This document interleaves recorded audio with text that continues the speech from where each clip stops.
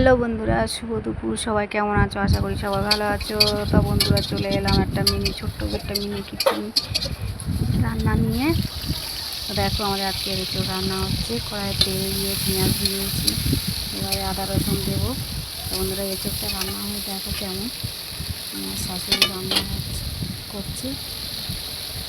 পেঁয়াজ দিয়ে দিলাম, আর উনুনটা জ্বলছে দেখো, এত জোরে জ্বলছে।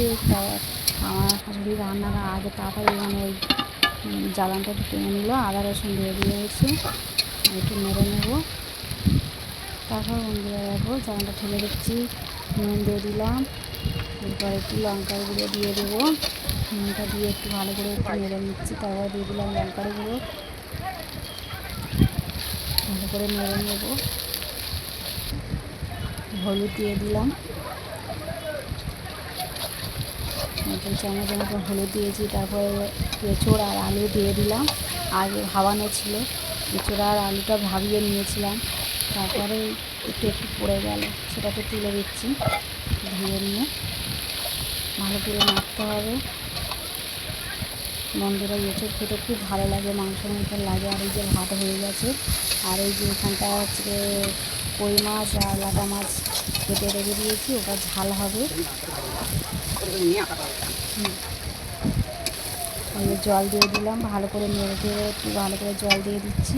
বেশি জল দেবো না, কারণ আগে ভাবানো ছিল, সিদ্ধ করা ছিল অর্ধেক এঁচোড় আর এই যে আমি কুকুর নিয়ে খেলা করছি উঠানের মধ্যে।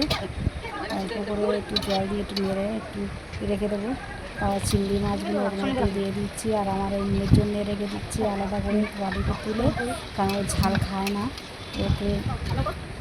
তারপরে আমার ঝাল দিয়ে দিলাম, কারণ ওই ঝাল দেওয়ার আগে তুলে নিলাম, আমি ঝাল খেতে চাই না বলে।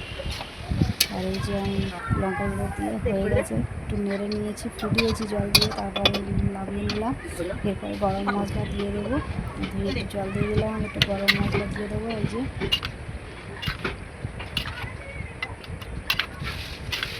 যে গরম মশলা দিয়ে দিলাম, তারপর ওপরের দিকে তুলে রেখে দেবো। আর মাছ আছে, মাছের ঝাল হবে। আর এই যে আমি খাই।